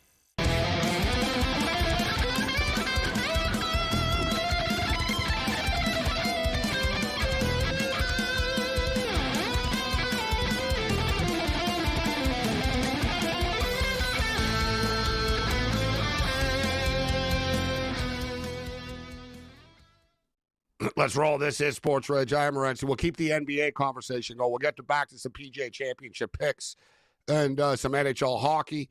Ian Cameron, a.k.a. Babano, will join us. And speaking of which, man, this is shocking. We got an elimination game, so you can sort of expect. Listen, Vegas don't want to get into track meets with the Edmonton Oilers, but I cannot believe we've been just talking basketball for the last half hour with Paul Bovey or so. But the NHL hockey game, the Oilers and the Vegas Golden Knights, still scoreless right now. In-game total down to 3.5, but it's plus 170 to the over. Under 3.5 is minus 220, and the game is basically a pick'em right now. I got under 6.5, 5.5, 4.5. Not going to go to 3.5. Yeah, I haven't played the totals. I've been waiting to jump in on the over, so good for you. I sort of every game opens up in this series, but it hasn't. Let's bring Dave Delano in. Get Sports Strong. HitThePick.com. Dave, I don't know if you bet this hockey game at all, and if you've been watching this series, but for the most part, it does start off slow, and you're like, wow, it's 1-0, or it's scoreless after the first period of play, and then whatever, man, about an hour later, it's 5-4, it's 4-3. The floodgates open up all the time. It hasn't in this game yet. So we got a scoreless hockey game, and then the basketball game. Golden State are trying to hang around. They're down by 14 right now. They're getting 15.5. Dave Delano, what do you think about the games going on now, Dave? Yeah, so I have been betting the NHL playoffs. I didn't bet this particular game. I was leaning on the Golden Knights coming in, and still leaning on the Golden Knights at this point. As far as the basketball game, sometimes I don't like getting involved with these big totals, but I like the over and the Timberwolves to cover that 10 points. As far as the basketball game, a little bit disappointed with, and I understand no one expected Steph Curry to go down, but Jimmy Butler, this is why they got him. Even if you lose, I would like to see him be a little bit more aggressive. He forced his way out of Miami, and sometimes, when you go to teams like this, it's like, we got you for moments like this. I know you expected Steph to be there, but you got to shoot the ball more. I know he's trying to be efficient and all that, but it's just not acceptable. He just needs a better effort. Sometimes he's playoff Jimmy. He's got that killer dog mentality, and other times he's out there playing like, oh, there's more to life than basketball, and that's just not going to cut it. I got a hot take. I've had it for years. I don't know if it's really a hot take, because I think it's kind of clear. Like, he's not a superstar. No. He thinks he's a superstar. He's not a superstar. Like you said, he talks his way out of Miami like he's, LeBron or Michael Jordan or something. It's like, all right, bro, so what, Curry's not there and you can give us 14 points a game only? Right? So this is what you are? Right? It's always an excuse with Jimmy. Look at all the teams he's been on. It's always his teammates. They don't work hard enough. This and that, and blah, blah. He's a good player. He's really good. I think he's past his prime. But I'm with you. I just, I would expect more from him as well, but I kind of don't, because I kind of know that's who he is right now, Dave, to be honest with you. And he said the last time when they went to the finals against Denver, like right before the finals, when you're making comments like, well, I don't really care about legacy, or I don't really care about going into the Hall of Fame. I mean, you're playing. Why would you say that as somebody who has a chance to? And it kind of shows, though, that he just, like you said, he's a good player, but when it comes to going to that next level and being great, I just don't think he cares enough for that moment. The fact that he showed up, there's one of these dudes, because he shows up early, first one to leave, first one there, last one to leave type of guy for most of his career, right? And he had a tough life, and so people like all that, but it doesn't mean that he's like, that he's not about himself in the same way. Like, does he work hard? He works super hard. Like, that's the thing with him. He got more out of his career than his talent is, actually, right? Which is, I'm not knocking him for that. Like, he really did, but it doesn't mean that he's like some great teammate or something like that just because he works hard, right? He works hard for himself. Like, you know what I'm saying? Like, he works hard, to get paid. He works hard for himself, but, you see, like, how quickly he'll throw his teammates under the bus all the time. And it's ironic. Look, the T-Wolves are still playing. They're beating him down right now. The irony is years past. 78-62 right now, so we got a 16-point game. We've been talking about the NBA futures, Dave. Oklahoma City's the overwhelming favorite right now to win the championship. Do you trust them at I don't think there's value with them, so I don't want to criticize them and say they can't win, but it's hard to say, oh, yeah, I want to bet the Oklahoma City Thunder at minus 140 to win the championship now. Yeah, they're 8? Were those the odds for this series remaining still? Before that's the odds. This is the odds right now, like as the market is with this game going on. Wow. Yeah, obviously OKC should win it, but at those odds, I would take the Denver. And for people who aren't, watching, who aren't expert like sports bettors, there's no way you can lay $1,500 to win $100 on the Thunder in this series. You just can't. No, they're not. No, I'm not saying for the game. I'm talking about to win the NBA championship. They're minus 140 to win the NBA championship. That's even for that, though, at this point, if you're not getting plus money, I wouldn't take any team. There's just still too many teams involved. They're still unless exactly. Unless it's like Jordan's Bulls and they're dominant, but Oklahoma City aren't. So that's why it's a crazy number. So listen, Denver 25-1. Denver probably going to win at home, and then anything can happen in Game 7, and then that Denver price is going to be pretty. It won't be 25-1 anymore. I'll tell you that. Yeah, Denver is just so banged up. I'd like to see them go a little bit deeper into their roster at this point of the season. I know that the rotation is tight, but Michael Porter Jr. just he's so injured. I'd like to see him go a little bit deeper into their bench. That's what I was looking for. So that's a good perfect. That was good. No, you're right. Yeah, they're basically the Nuggets playing with 3 guys right now. They are. You got Aaron Gordon, Jamal Murray, and Jokic. They're a 3-man team. And Braun. You got Braun. Brown. It flies in here once in a while. Westbrook sort of hit or miss all over the place. San Diego FC are up 1-0 on the Colorado Rapids. We're on San Diego. And LAFC are up 1-0 on Seattle right now in the 41st minute. We bet both teams to score in this game. And we bet the draw as well, didn't we? Yeah, so 1-0. Let's get another goal from Seattle here and try to hit them both.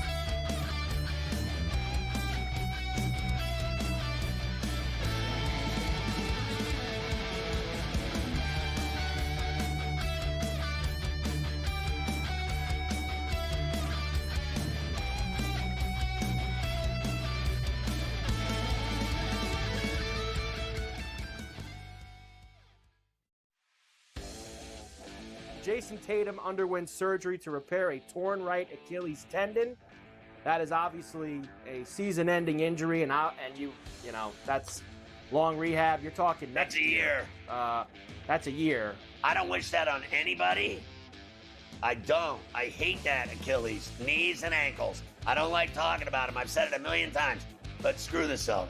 Pharrell, Coast to Coast, only on SportsGrid.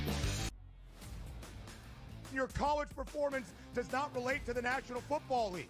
It never does. They played side by side with each other, and he wasn't as good as Quinn Ewers. That's an issue. That's a major issue. It wasn't that it wasn't as good as Quinn Ewers. Ever got to Texas. It wasn't that it wasn't as good as Quinn Ewers. It was Quinn Ewers' program, which Steve Sarkisian made very clear the entirety of the time that Arch Manning was in Austin. So for you to argue that because Ewers is a 7th-round pick, Arch Manning is not that good and not deserving of being first overall is asinine. It is wrong. It is incorrect. He's going to be number 1 overall. My whole thing was I'm buying you're doing your thing now where you double down on a take I'm not doing that. The best quarterback prospect to ever hit college football can't play He's over not, a 7th-round pick. There were 2 who didn't even play good. Quarterbacks in the history of the sport. Quinn Ewers couldn't even play at Ohio State. He couldn't even play at Ohio State. Quinn Ewers.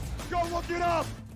The Early Line, only on SportsGrid. We're going to go through every single thing, and I've got a great team behind me that's going to help me get the job done. I want this to be the place that people come to. There is going to be an energy to game time decisions that you will feel night in and night out. We are going to hit every single one of those markets that you need to know about. We will have everything at our disposal, and we will use that to our advantage. There is not going to be a better place, I promise you, than Game Time Decisions. I'm Kevin Walsh. Tune in to Game Time Decisions weekdays on SportsGrid.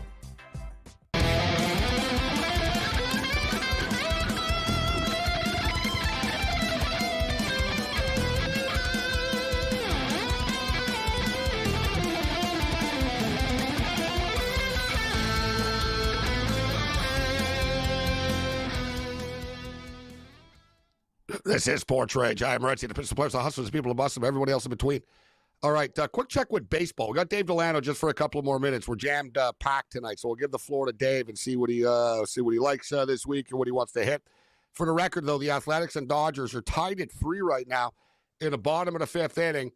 But I talked about liking Yamamoto. I even went on Ariel Epstein's show podcast today for the first time, and she was demanding props as the prop queen, and I gave her Yamamoto over 5.5 strikeouts.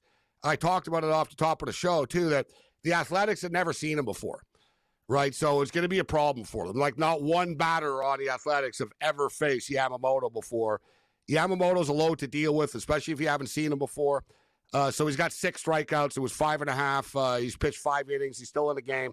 He's given up 3 earned runs, so we got a 3-3 game. Dave, what do you think? You want to hit the Celtics and Knicks? I'll ask you about that.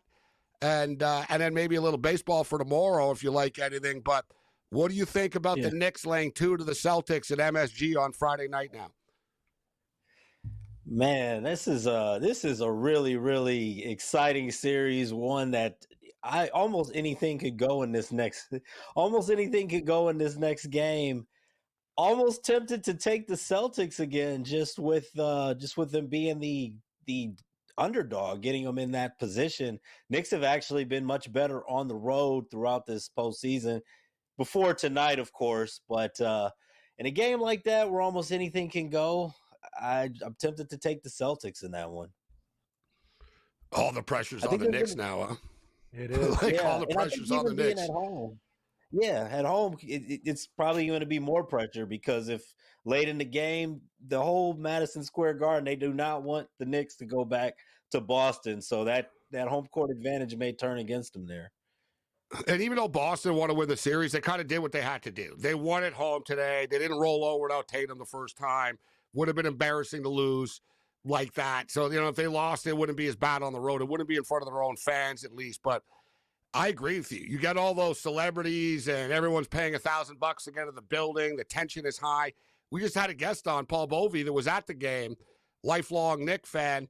He said he couldn't even sit. He kept on walking around in the arena and stuff because he was so stressed during the game. So, the players can feel that when everyone, and New Yorkers are nervous types, and eccentric, nervous types to begin with. So the negative energy can turn on them quickly. What do you think about Denver at home getting 5 points? Feels like this is going 7, and the Nuggets have another win in them, doesn't it? Yeah, I absolutely agree. I think that Denver's been a little bit disrespected throughout this series. I was on them yesterday with the points. Even though they lost, they covered. But OKC, obviously, they were the best team in the NBA all season. And they're playing well, but I think that they've just been getting way too many points. This is a team that Joker showed that he could carry them with Jamal Murray, Aaron Gordon. Even though they're not as deep, they're banged up. I like the Nuggets. I think that they get the upset outright, and I think that this one is definitely going 7 games. You're getting that plus. You figure the money line is worth a look here, too, with the Denver Nuggets guys, plus 160.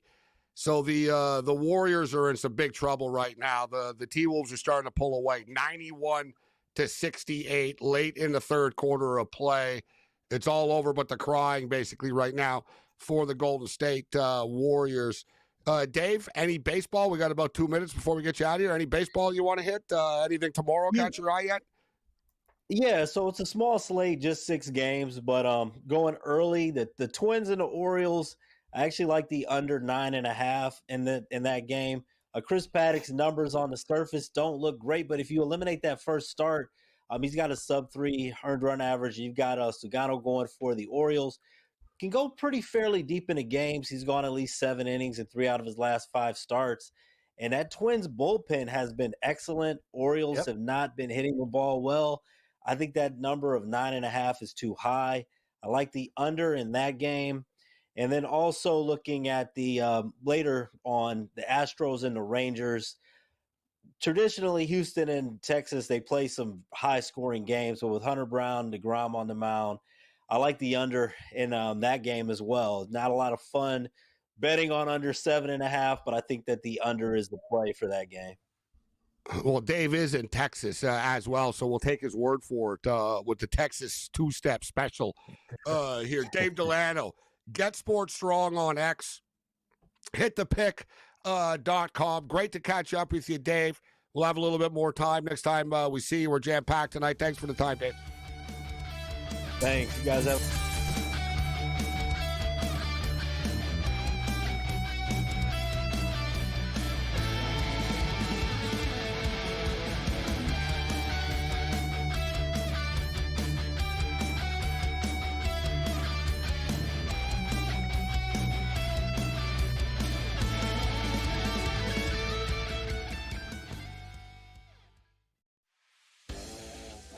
Jason Tatum underwent surgery to repair a torn right Achilles tendon. That is obviously a season-ending injury, and you know that's long rehab. You're talking that's a year. That's a year. I don't wish that on anybody. I don't. I hate that Achilles, knees and ankles. I don't like talking about them. I've said it a million times. But screw the Celtics. Pharrell, Coast to Coast, only on SportsGrid. Your college performance does not relate to the National Football League.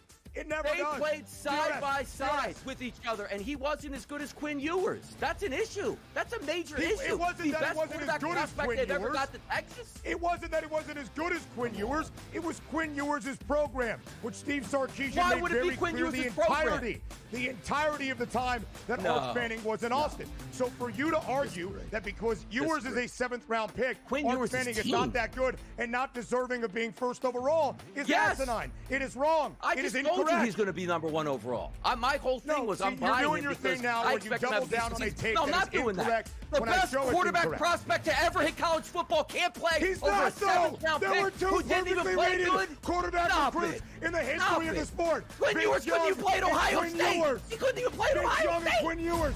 Go look it up. The Early Line, only on SportsGrid. We're going to go through every single thing, and I've got a great team behind me that's going to help me get the job done. I want this to be the place that people come to. There is going to be an energy to game time decisions that you will feel night in and night out. We are going to hit every single one of those markets that you need to know about. We will have everything at our disposal, and we will use that to our advantage. There is not going to be a better place, I promise you, than Game Time Decisions. I'm Kevin Walsh. Tune in to Game Time Decisions weekdays on SportsGrid.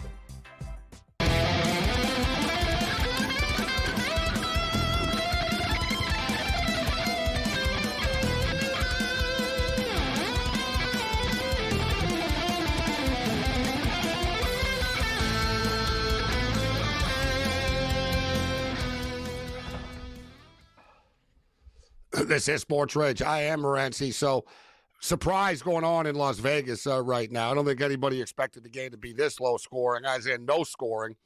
The total is down to 2.5 right now. Oh, boy. All right. Just out of principle, I'm going to have to jump in on the 2.5 here. You won one, you win. Yeah, like, come on, man. Like, someone scores early.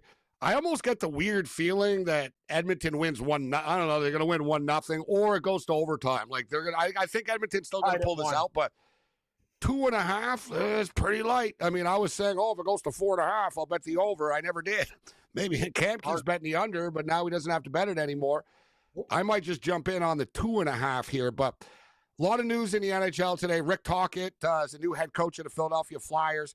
People kind of expected this for like months, to be honest. There was rumors in Vancouver about this before the season was over. The only thing was there was a bunch of jobs available, and word was Seattle liked them, and that, the Pittsburgh was a possibility, but he ends up with the Philadelphia Flyers, and ironically enough, the Vancouver Canucks hire their new coach, and Adam Foote, who well-respected as a player. I mean, the guy, Stanley Cup champion, Team Canada, and all that type of stuff, played for the Colorado Avalanche. Big-time, stay-at-home, big bruising defenseman. He was the head coach of the Kelowna Rockets. He ended up getting fired after a couple of years there. He got hired in Vancouver by the Vancouver Canucks as an assistant coach. And he's been with the Canucks for the last 3 years, Adam Foote, and he's been their defensive coach and one of their assistant coaches. And Quinn Hughes is the Canucks star player. Pettersson is letting him down. It's all about Quinn Hughes. Hughes' contract is up in like 2 years type of deal. They're already looking forward, worried about losing him. So word is that they basically brought Hughes into the equation and that they spoke to Hughes about hiring a new coach. And he basically wanted Adam Foote. Familiarity, right? And plus Hughes has become a stud player and Foote's been his coach, his special defensive guy. So Adam Foote is the new coach. I don't think the Canucks had a ton of candidates lined up. I think it's so bad that Manny Malhotra, who's the coach of the AHL team, didn't even want the job, which is very strange. Yeah, but I think Malhotra was like, well, I don't know. I don't know. It's weird with the Canucks. Like, it was a weird process, but Adam Foote's already in the room. It's not the sexiest pick, but it is what it is. So I just want to throw that out there. All right, we'll bring Ian Cameron in a moment. We got the best of X to get to here. Let's roll this if we can, Greg.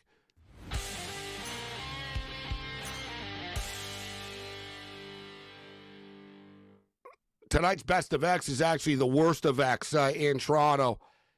It's not an elimination game yet, but the fans in Toronto have turned. Somebody threw an Austin Matthews jersey on the ice with a couple of minutes left in the game tonight. And in hockey, that's the ultimate, that's like giving the ring back in a relationship. Like, this is like the ultimate, it's the ultimate screw you from a fan. Like, you know what I mean? Like when a hockey fan takes the jersey off, and it happened in Vancouver a couple of years ago, where they were doing it every game. And the Canucks were like, if you don't like us, don't come. Like, it got to that point. But people are like, we're disgusted. It's like, I'm so disgusted with you. I don't want to wear this anymore. Take it, even though I spent $300 on it, Babano. That's how they feel about Austin Matthews in Toronto right now. It's what happens when you go almost 20 games with 2 playoff goals. That's going to get the worst out of people when you see that. And I mean, what can be said about the Toronto Maple Leafs tonight? It was just a collective failure all around. You knew the game was over the moment Mitch Marner decides to go, Kurt Browning on everybody with a nice little pirouette figure skate move and throw it right in the middle of the ice in the neutral zone. A perfect giveaway, and it's in the back of the net a few seconds later. That's when you knew Toronto didn't have it tonight. He was terrible tonight. I've always said he's the worst player on the Leafs over the years. Mitch Marner, my favorite Leaf. Yeah. No, but he was a listen. Austin Matthews was bad.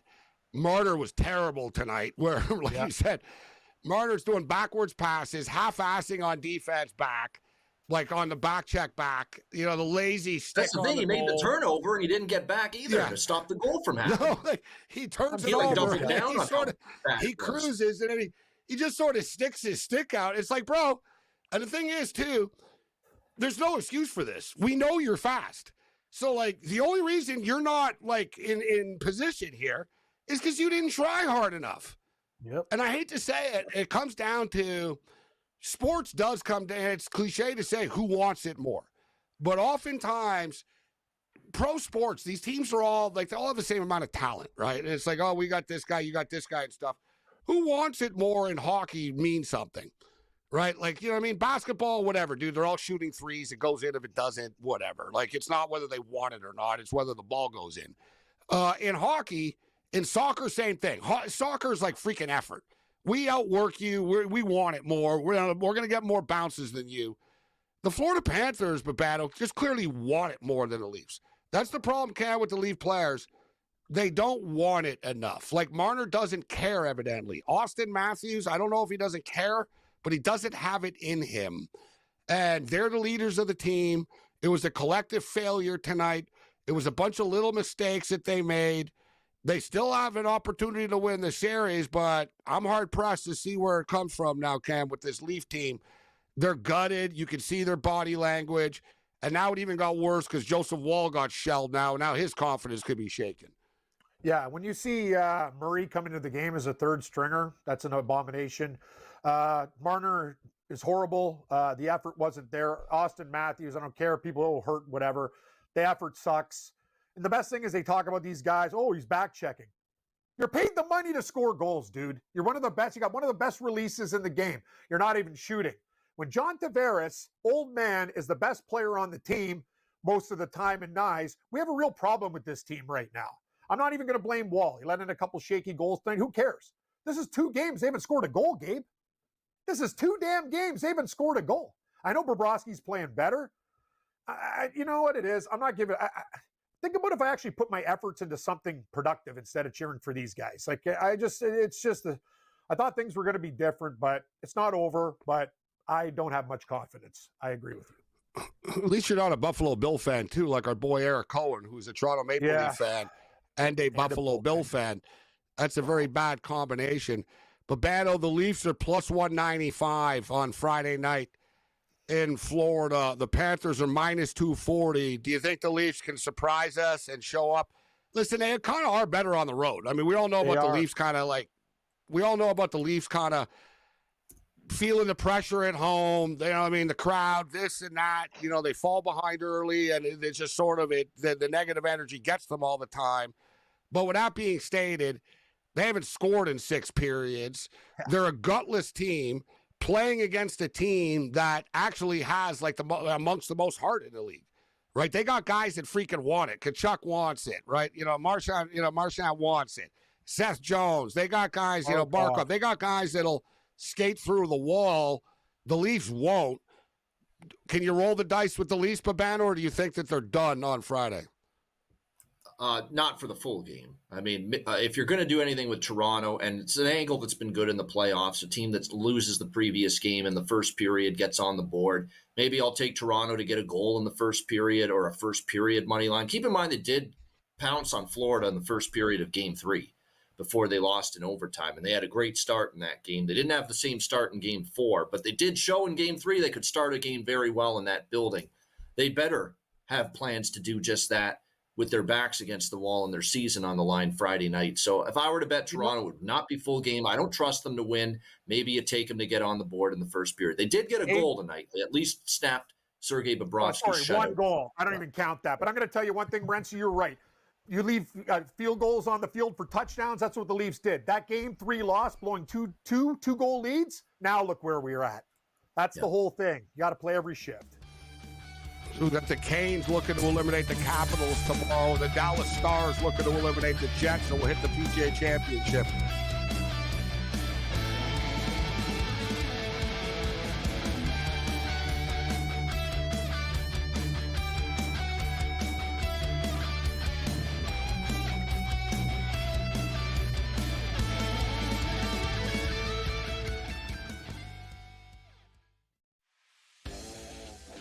Jason Tatum underwent surgery to repair a torn right Achilles tendon.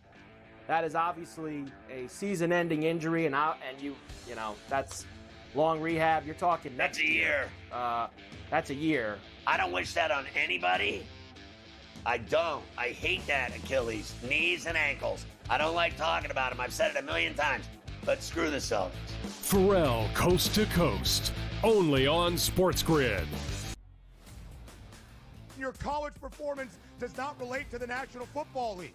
It never does. They played side by side with each other, and he wasn't as good as Quinn Ewers. That's an issue. That's a major issue. It wasn't that it wasn't as good as Quinn Ewers. Ever got to Texas. It wasn't that it wasn't as good as Quinn Ewers. It was Quinn Ewers' program, which Steve Sarkisian made very clear the entirety of the time that Arch Manning was in Austin. So for you to argue that because Ewers is a 7th-round pick, Arch Manning is not that good and not deserving of being first overall is asinine. It is wrong. It is incorrect. He's going to be number 1 overall. My whole thing was I'm buying you're doing your thing now where you double down on a take I'm not doing that. The best quarterback prospect to ever hit college football can't play over a 7th-round pick who didn't even play good quarterback recruits in the history of the sport. Quinn Ewers couldn't even play at Ohio State. He couldn't even play at Ohio State. Quinn Ewers. Go look it up.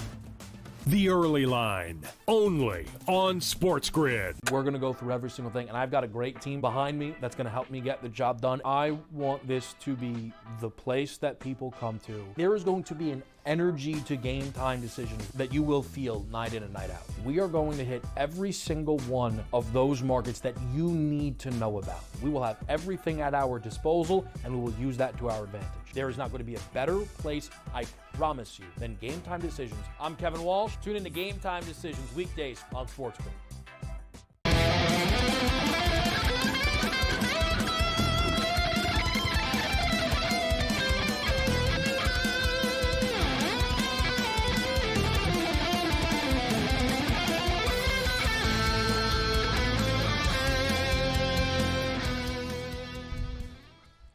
This is Sports Rage. I'm Morency. I want to check in with the World Championship futures again right now.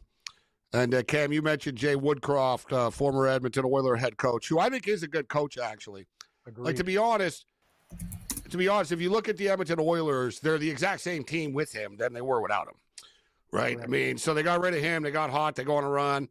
Whatever, dude. The team is driven by, they had bad goaltending. So I think Woodcroft is a good coach, but Woodcroft is not. I know Woodcroft rubs players the wrong way a lot. He's a hard ass, and he throws the team under the bus in the media a lot. Like I said, I just think that he rubs players the wrong way. So you're the best. Remember the media stuff? We look at him and go, he looks so beaten down sometimes after a while. Like, we used to watch his media stuff and go, what the hell's going on with this guy? You're right. He started the Edmonton thing with being too honest. Right, here's a breakaway for the Oilers. Could this be it? No. Oh, big save, Aiden Hill. And then the puck crashes into the net, and they're lucky. They did it deliberately after, but they're lucky because the rebound was bouncing around, and it looked like the Oilers could have potentially scored on it, but the net got knocked off its bearings. These goalies are on fire tonight, Gabe. Both. Still scoreless. It's been fantastic. Like, Oilers, Skinner standing on his head, Hill standing on his head. This has been a beautiful goaltending performance by both. Leon Draisaitl was the one. And Vegas just had a crazy opportunity in the slot, but they missed the net. I thought it was going in, but the puck just sort of like sailed past the net. Actually, you know what? They didn't knock the net off on purpose. Buddy like flew into the net and like nearly killed himself, actually. He hit his head. He hit his head into the crossbar. I don't think he did that deliberately. So anyways, we got a scoreless hockey game here. All right, let's get to the golf picks. If you can, Babano, reset your mic or something. We got a little bit of sound issues with Ian Cameron right now. But as Babano does that, let's get Cam's golf picks. Thank you, Morency. I have a few things with Brady Cannon. And, we'll start things off. Let's have some fun. Gabe, I'm not betting like 8 guys this week. I'm betting 5. And it starts with Bryson DeChambeau at 12. Good call by you with the Masters. Rory beat him down on Sunday, but as Brady says, he has him at plus 850. I got a better number. I think this guy's going to win the tournament. He's my favorite pick. Justin Thomas is hotter than hell right now. He has great history at Quail Hollow, and 22-1 seems like very good value. Actually, I would have probably put him at about 16-1. Got 3 bombs for you. Brady has them too. Ty Hatton. Every week on the Live Tour, Hatton's in the top 5. I think he'll be able to do well here. He's good all around driving, iron play, putting. Victor Hovland, just because he's up and down. You're giving me Victor Hovland at 60-1? What? Okay, I'll take it at 60-1. And I got mocked this week, Gabe, for Homa. People don't know Homa's won this tournament at this course twice, and he's also finding his way back on leaderboards. 125-1. Top live player. I got props for you, Gabe. Top live player. If you like value, and take Hatton, but I got Bryson DeChambeau at plus 210. Top South African. There's only a couple guys in the mix. I'm taking the Dean.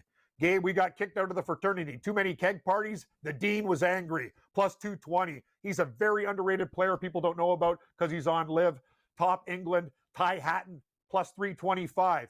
Also, I got a top Denmark play. Rasmus Højgaard. Plus 250. And Morency, this one's amazing. I'm just going to add it to the card. Top senior market.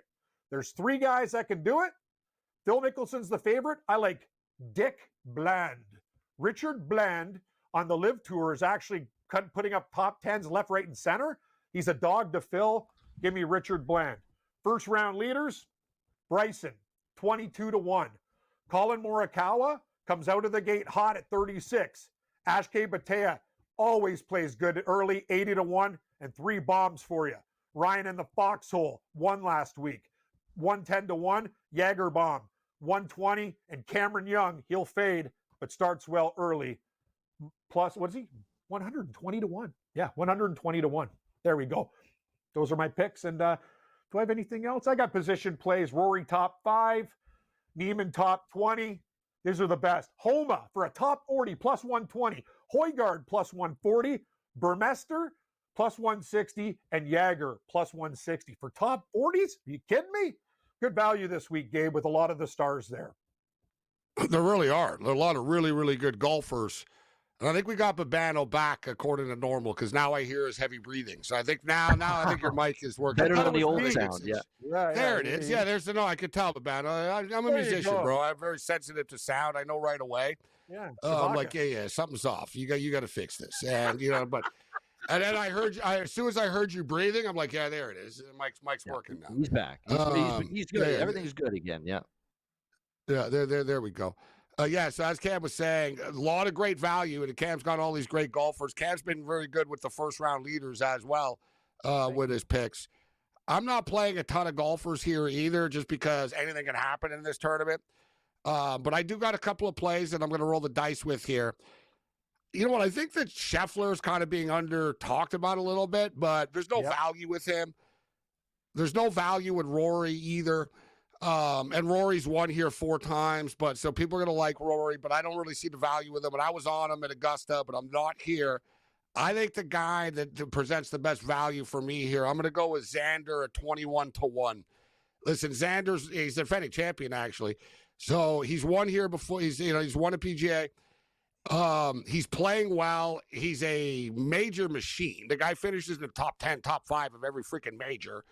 I just think, this is a good week for him. Very good number for Xander at 21. I don't think Spieth is going to win, but I got to get a little piece of the 60-1 just in case miracle and he wins the career Grand Slam here. So not 20 little and 30 fun or recreation. plus money too, Gabe. Like the odds on Spieth are nuts. But I'm not going crazy with Spieth. I'm just going to put a little fun play on the 60-1 and move on from there. The guy that I think that can win, I like Xander to win, but the guy that I think that can win at these odds is insane, is Patrick Reed at 75-1. He really could win this tournament, and you're getting like these massive numbers. And your guy here, Babano, Mackenzie Hughes, plus 450 to finish top 20. I'm going to roll the dice here. Mackenzie Hughes actually lives on this golf course. So if anyone knows this golf course is going to be him, I'm going to roll the dice that Hughes, plus 450 for a top 20. Pretty good odds. Great odds.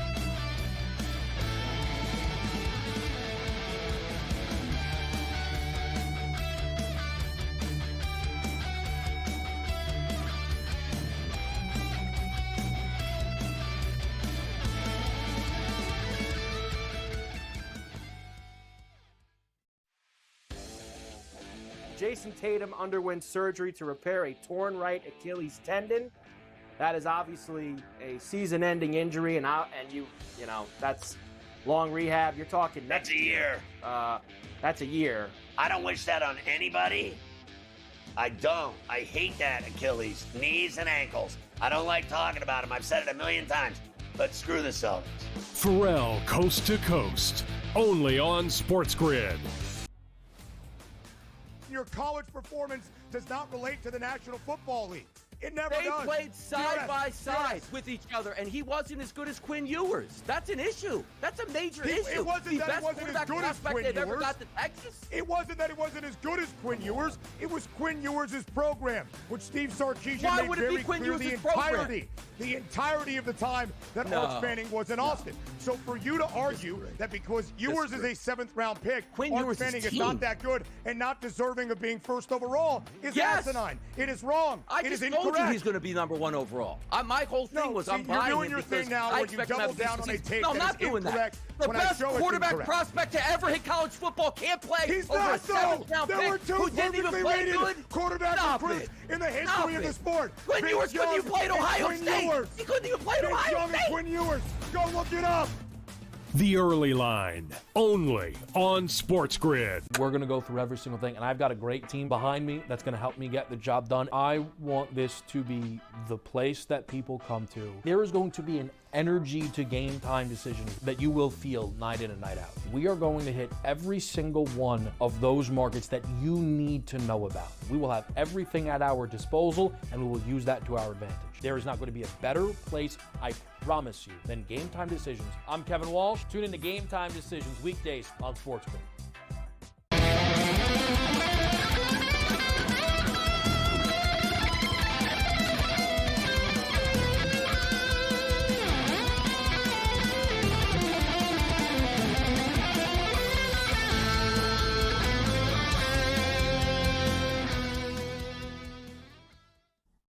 All right, we're up against it right now. We're going to send it to Smiley Kaufman in a minute or two here. Babano, be quick here. I know a lot of your golf guy likes a lot of the same guys that we just talked about that we rolled out right now. Indeed. I mean, it's uncanny. I think Cam mentioned almost his entire card. It's absolutely amazing, uncanny how much the similarities. Bryson DeChambeau, Tyrrell Hatton, Victor Hovland, Minwoo Lee, Patrick Reed, Max Homa, one of the big bombs for my golf guy this week. He likes all those players this week. Wyndham Clark's another.